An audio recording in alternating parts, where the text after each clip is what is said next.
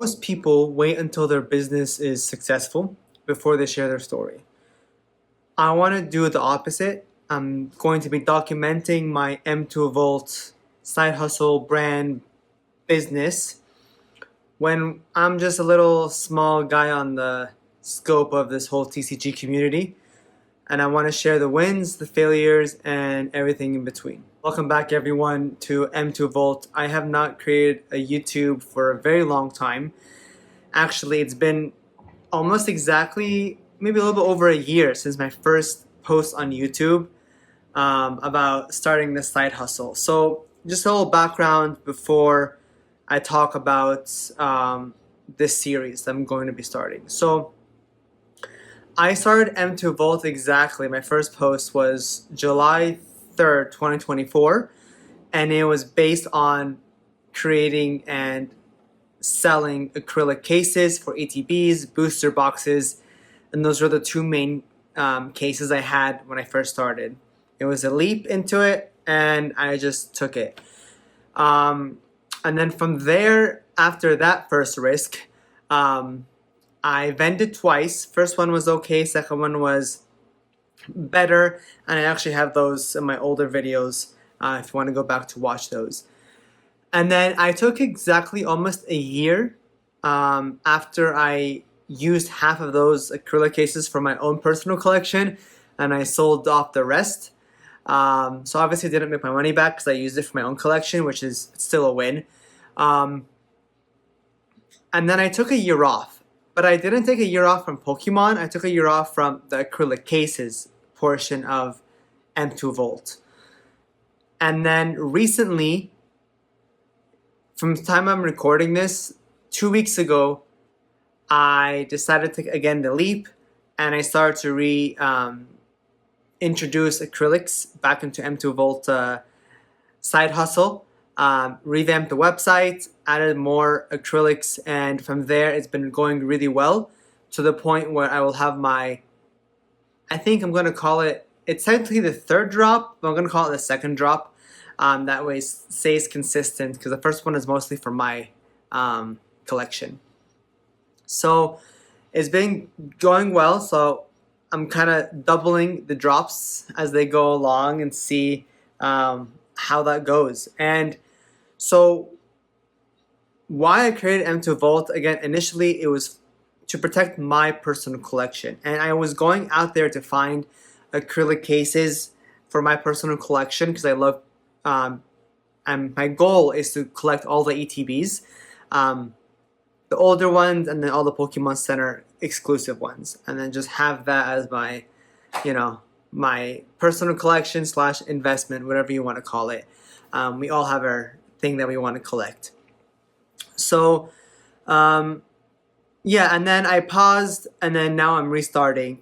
Sorry, I'm looking down. I just got some notes. I'm just being very transparent, which actually goes into why I am doing this series of building in public, right? So I want full transparency because, as I mentioned in the beginning, a lot of people start their YouTube journey, or they talk about how they made $1 million in the first year. It's just like, okay, or their second year, or they already have a 6-7 figure business. It's like, okay, well, I'm not there yet, keyword yet. And I want to, like, the real talk, the down and dirty of creating something from the scratch, okay? And I've been in this acrylic thing in Pokemon reselling thing for like a year. So I am very, very new compared to everyone else I see vending. And when you go to Collecticon, those people have been doing it for their whole lives, like 10 plus years right now. So if you're watching this and you're in my shoes, or you're interested in what you want to, if you want to even start your own thing, or just see how I potentially maybe succeed or fail, either or, stay tuned, and hopefully you get a laugh from this, or you get any benefit from this. So that's what I want to show you with building the public series, what kind of goes into building a side hustle that I'm really hoping it turns into a full-fledged business. And I really don't know in terms of the definition between a side hustle and a business, because even if it turns into a business that is very successful, I'm still going to work my 9 to 5. I got bills, we know businesses has ups and downs, and if I'm able to manage both, then perfect. And for some crazy idea that if my side hustle business, M2Vault, somehow gets me more income and cash flow than my 9 to 5, then that is definitely a discussion I'm going to have to sit down and figure out to see what my goal is. And I'm just going to be very honest about like the stages I'm at right now. Most likely just talking to you guys and get your input. Maybe this is more of a soundboard for myself, having ideas and throwing it out there. Something will stick, something will not, depending on the comments.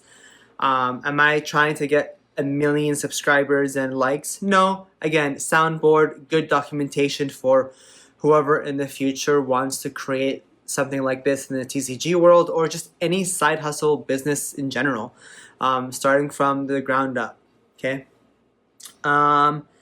So that's what this series is going to be. Again, I started this a year ago. Went pretty well for a few months, and you can see my older videos of vending, and also timeline wise. So I started with the acrylics, right? And then once I sold those off, whatever I had left after my personal collection, until 2 weeks ago, in between, as you can see, I was buying TCG sealed Pokemon products. Whether it was ETBs, it was packs, sleeved packs, whatever I can get my hand on, and then just really trying to get rid of them and flip them as soon as possible. Looking back, it would be nice if I just held those with the state of the market, but people say, oh, I have X amount of inventory. To me, is if I can buy and sell, even when it comes to acrylics, the faster the better. Even though it's a lower margin of profit, I would rather just flip it or sell it, whatever it is, faster, because I want to keep the momentum going versus just hoarding or just stacking and then for some reason the market drops. And I guess this is my last point. What I want to talk about this video, and I'll talk about it in the future, is why I'm kind of leaning towards acrylic cases than the actual Pokemon TCG cards and packs, which I'm still going to do on the side. But the reason is I'm trying to create a sustainable product or item that really won't go up and down in price, right? And I'll have a sustainable amount of product on hand to keep it sustainable. What I mean by this is when I go and find a good deal on OfferUp or on people on Instagram for ETBs or packs, they want to make money. I also want to get a percentage off, so I can also make that percentage off someone else. But that's not sustainable. To me, in terms of like just the business aspect of it, that's not sustainable. I had a lot of ATBs and I've sold them. And now I can't find a good deal enough percentage off for me to make the amount of work I put in to be actually just worth my while, right? So buy something for 100 because the guy was selling it for 120 and then I go sell it for like 120, 130, that's market. That's a lot of work going back and forth for 20, 30 bucks, which is fine. It's a very good place to start, but it is time consuming. It is kind of aggravating just finding good deals. But honestly, I don't blame them because I would want to sell it for 120 as well, right? People always say we make a deal that we both eat on, meaning like we both can provide for bills and loved ones or whatever, family, whatever. And that's totally okay.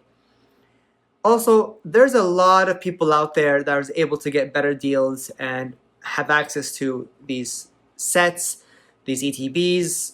They have licenses with Pokemon TCG company. and that is great. But from my standpoint, and maybe you guys can comment below, and even when you're thinking about creating your own side hustle or business, what is something that you do not have to fight like tooth and nail, if that's even the phrase for it, to find good product to make a good percentage margin profit from it? I'm trying to create a business. I'm not trying to make a flip, right? Flipping and selling is a one-time, two-time thing. I'm trying to create something that's sustainable, that I want to keep getting inventory and people are purchasing continuously, and not have nothing in stock just because I'm having a hard time getting a good deal on with someone, right? And I still want to collect ATBs and buy ATBs and see if I get good deals and then sell them right back to the community. But that will be in between. And if you have seen my website before, I had my website with a lot of different categories of packs and ETBs and all this stuff, and I removed all of that, because if I'm going to sell that stuff, it'll be like just on my Instagram posts, but the website will be solely acrylic cases, and that is what I'm totally putting all my money into it. And then from that first drop that I had like 2 weeks ago, I'm already sold out on the ETBs and all that money, and I'm keeping track of profits and stuff, and the things I have to buy, like tons of tape. Buy tons of tape is like crazy. Never thought of make someone money off buying their tape. And I'm keeping all of that and all that reinvested into M2Vault. Whether it fails or not, I don't know. Another thing is too, my last thought with M2Vault, the purpose of this too is, as a personal Pokemon collector, I want to make sure that I have all these ETBs, all these packs or booster boxes, whatever I'm buying, because the prices are going up like crazy, sealed, protected, and not only that, they look good stacked as a display, right? For me as a personal collector. And when I go out there and I find these people on like TikTok selling these things like double the price that I'm buying at, which I totally understand, and good for them, and I props to them and their business and their side hustle. But as a collector, if I have like 15, 20, 30 ETBs or booster boxes, I'm not spending 25, 30, 35 bucks on each acrylic. That is crazy. But those who are just starting in their collection, or those who are mid-tier 20 items they want to put in the acrylic cases, or those who would like tons and tons of booster boxes, right, and ETBs, I want to be able to provide for every single one of those categories. So I'm not going to change my price just for one ETB and trying to sell it for like 30 bucks. But if you're going to buy like 5, I'm going to sell them for like, I don't know, but cheaper. I just want to be able to be the person where a person who's starting their journey in TCG and their collection, to provide for them, as well as provide the person who recently just ordered 10 ETBs from me, acrylic cases. Like, I want to tailor everything to the whole community, not just tailoring to the person who just wants to buy one, because that's an expensive one ETB on TikTok shop, right? Now I'm just ranting, but I'm hoping that with this transparency, my thoughts, I have a lot going on in my thoughts and different acrylics, and actually getting different acrylics shipped to me. I want to see them, see what's the best, and also sizes. A lot of people have those like big, like 151, and the Sword and Shield Charizard like UPCs. I want to see if I can provide that too, and I can provide them, right? But I just want to make sure I get the best deal, to give you guys the best deal, and not to break the bank. So this is my first intro, episode 1, whatever I'm going to call this, in terms of building M2Vault in public. If you enjoy this, like, comment, subscribe. Again, whether you watch this or not, or if this even reaches anyone, it's a good documentary for anyone who wants to eventually start a business from the ground up. Thanks guys for watching.